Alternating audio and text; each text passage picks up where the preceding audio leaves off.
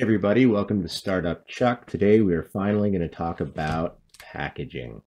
So you might be thinking, I've got a product now, I need to think about how the customer is going to get it. Well, there is a lot to think about, and some of the things that you might not otherwise think about would be, first off, is your product going to get shipped straight to the customer, or are they going to want to see it on a shelf?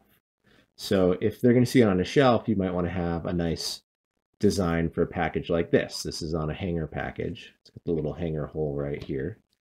And if that's all you need, great, right? You can just get this designed. You can go to a company like Fiverr. I showed you guys that all before. Fiverr is, a place where you can go and you can just search packaging design and people will design packaging for you for fairly inexpensive. I had this one here done for $125. It wasn't through Fiverr, but very similar service. And with that in mind, then you can get really nice graphic packaging. But let's go a step even simpler than that. If you don't need to have a customer-facing package at a store, you can do things like just put it in a poly mailer like this. I got a little peel section to seal it. They're very inexpensive. And then you drop it in and ship it to your customer if it's something very small and not fragile. Let's say you've got something that's pretty large, like a machine. You might need to put that on a pallet or on a pallet with a box or crate over the top and ship it to them like that. It really depends on your product. There's a ton of different products. Everybody's product is going to be different. So take inspiration from the ones you see out there in the market. I'm just going to go over a bunch of different types of packaging for physical products I can think of that aren't necessarily food. So this, for example, would be an opaque poly mailer, and they're really inexpensive. You might need opaqueness to protect the product inside, or if it's sensitive in nature. This is a clear poly mailer. It's great for doing things just like packaging your individual product. This is ski straps right here. And there's two of them, and it's labeled with our barcode. One thing you're going to have to think about is, are you selling these in a store where they need barcodes? So on Amazon, for example, you can actually use Amazon-generated barcodes and save yourself the time and money. But if you plan on having it in a store, they're going to probably want a real barcode on it. How do you make sure that the barcode you put on there doesn't already exist? So one thing that you would have to do is use a service like GS1. This is gs1.org. And they basically are a barcode provider. And for $250 annually, you get 10 barcodes. You can do $30 and just get one. Depends on how many products you think you might end up having. And then you pay that annually to get a prefix that is your product. And then that'll get you a whole bunch of barcodes underneath your prefix. And so you can do 10, you can keep adding more. And the nice thing is, though, when somebody scans that barcode, it's only your product, and you do not have to worry about other people necessarily using the same one. They could try, but you can prove that that barcode is yours. And so, so that's barcodes. Other packaging, bubble mailers. So this is, bubble mailers. Basically, bubble wrap in a mailer. They're great for if you have something that might get damaged, if it's fragile. A lot of times, depending on your product, you might find that just USPS mailing envelopes or flat rate boxes are great. Designing your product to make sure that if they're kind of heavy, if they fit standardized flat rate boxes, then you don't even almost have to pay for packaging. You can just use the USPS flat rate boxes, and that might be your best shipping rate as well. So if we're going to get into shipping rates, another thing to think about is dimensional shipping. So you may not think it, but every single product has a weight and it has a volume. And sometimes if the product weighs very little but takes up a huge amount of space, they'll actually charge you a theoretical weight for your product. So for example, here's this calculator on shippingeasy.com, where depending on if you have FedEx or USPS, you can enter in 12 by 12 by 12 inches. And you can see that a box that weighs 11 pounds and a box that is 1 cubic foot would be equivalent in price. But let's say your product only weighs 10 pounds and you're shipping it in a 12 by 12 by 12 box. They're going to still charge you for 11 pounds. And so it's important to maximize your product dimensions if in terms of packaging. So don't have extra padding if you don't need it, because you're going to get charged for that extra volume. I know that when I had redesigned the box for my bike rack main post, the hitch post, when I shortened it by 2 inches, it ended up saving me a bunch of money because it was just that much shorter and it was no longer a extra long item. So you get charged if it's above a certain length too, depending on the carrier. So again, think about maximizing how much volume that you have in terms of your product. Because again, if you have a 24, let's take my ski rack. You know, it's 20 by 20 by 12, and so it could be 29 pounds. I could put a whole bunch more inside my box, up to 29 pounds, and still pay the same shipping price as I pay right now. So that's something to consider as well. If you have a product that has a bunch of accessories that might ship separately, it might make sense to put them in the same box if you're going to end up paying for that much volume anyways. Let's see here. So box types. So this is, let's see here, Axe's corrugated container. They have a great little graphic on box types. So 5-panel fold, overlap, slotted, full telescoping. Like, you can go through and look and understand all of them. But basically, they are showing you different types so that way you can specify to your package designer what you want to have, the type of box that you're looking for, because you're going to give them the dimensions, and then the graphic designer will have the graphics, and then you'll end up with a drawing similar to this. And so this is the box drawing. The red lines are showing where they cut, the blue lines are where they fold. You can see here there's measurement info, order numbers, where it's manufactured, the barcode, and then manufacturer location, what model is it, how many they're in there, what its gross weight and its net weight is.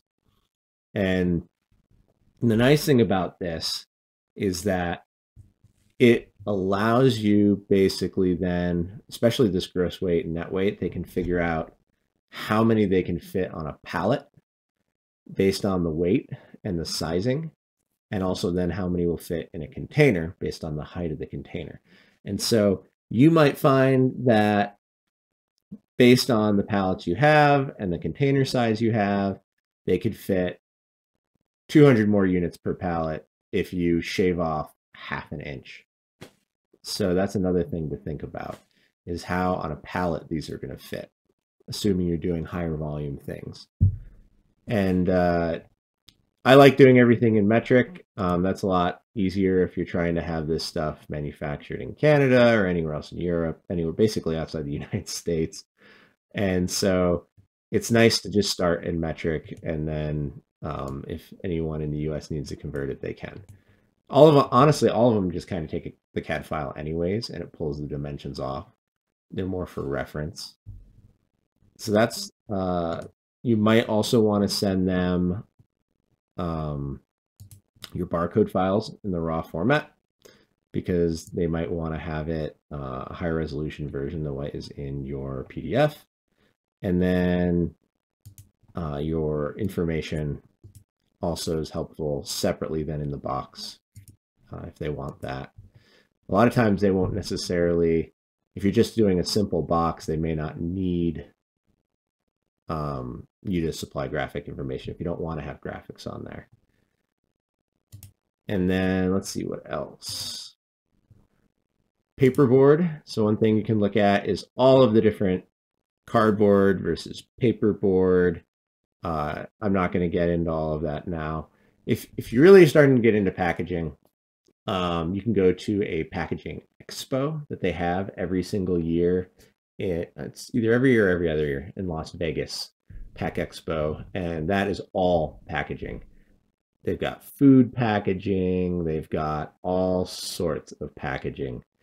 And so especially if you want to get into food packaging, you can go there and easily find 25 suppliers that'll package the exact form of food that you have been trying to package, which is really good, as opposed to trying to search the internet, which is really hard. So let's see here, what else? Store shelf versus direct to consumer. So if you're doing store shelf, one thing to think about, are you doing case packs? Are you fitting multiple of these items in a case, and then they open the case and then it's ready to display? Are you doing hangers like I had said for this product right here? Are you doing an end display where they want to have all of these in nice little things that are in a freestanding cardboard box? That's another option right there.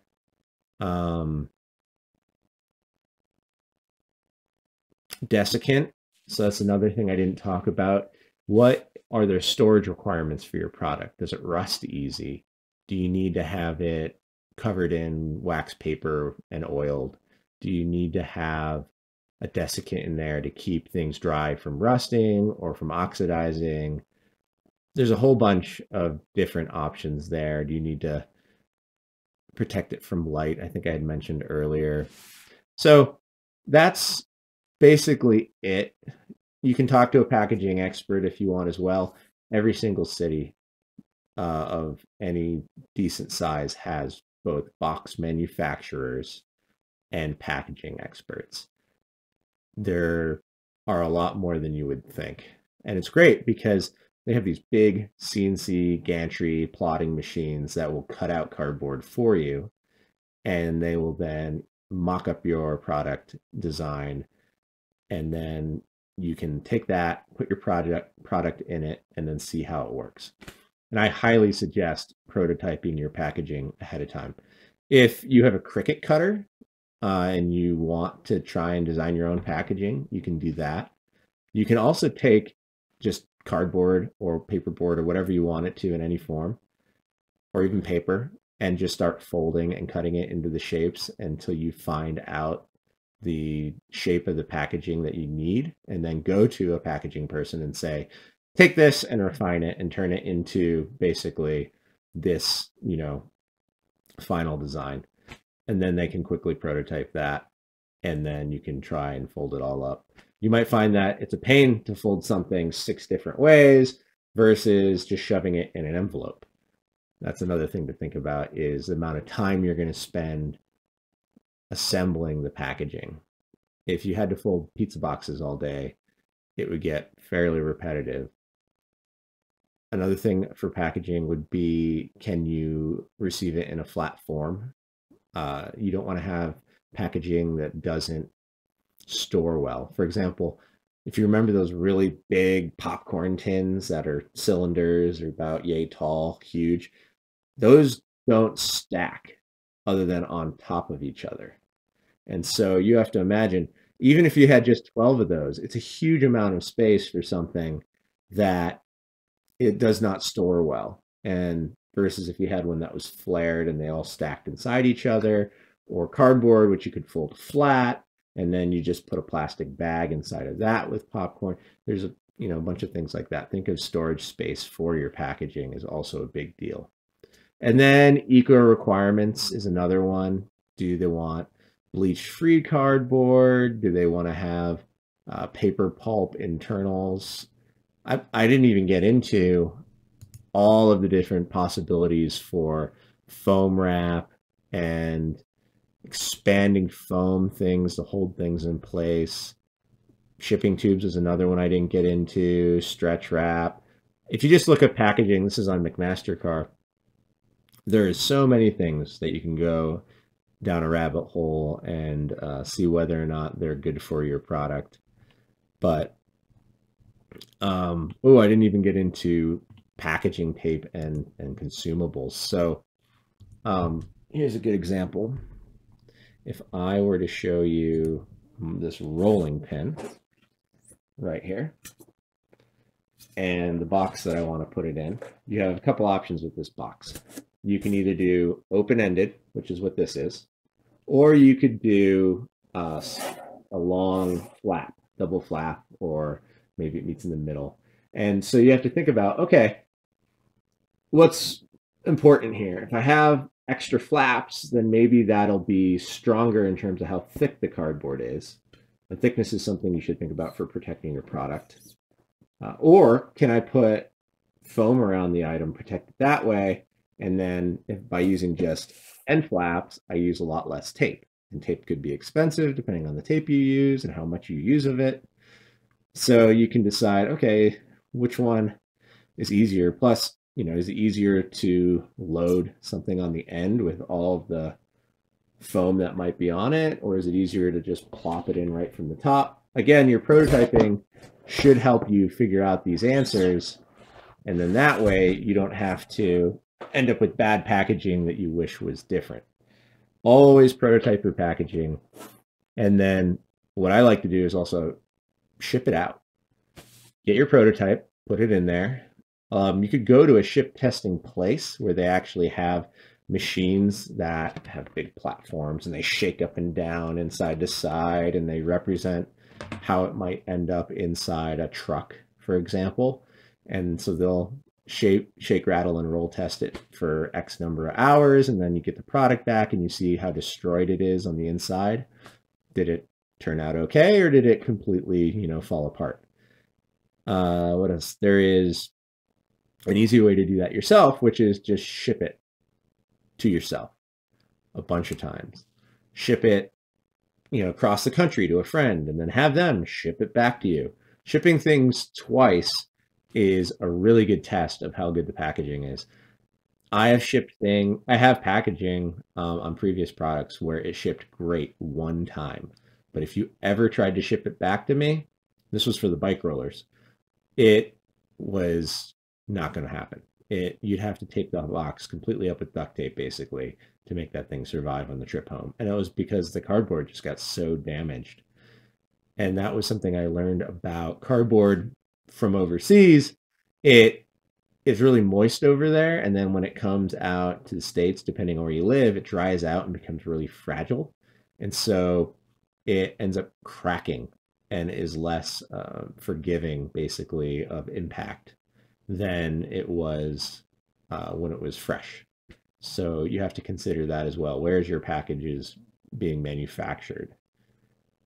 And then if you do ship it away and back and you see it's damaged, like the corners get damaged, you can do things like add corner protectors, or you might find it needs an outer box to protect it. So my ski rack, which actually this is sponsored, I'm kind of late at the end here, but this episode is sponsored by Chuck Bucket and the Chuck Bucket, which is by Chuck Rack. It's a ski rack, and it's pretty easy to use. Great for the season right now for winter. We also have a bike rack, which is awesome. But in terms of shipping this product, so when we ship this bucket, where is it? Well, I guess we'll just say this bucket right here. When we ship this bucket, it is in a box that has a nice label on it, graphics, and that box is what we want to have the endpoint distributors have to put on their shelf so that it looks good and the customers then want to buy it. And so in order to keep that box looking good, we actually have another secondary box and corner protectors.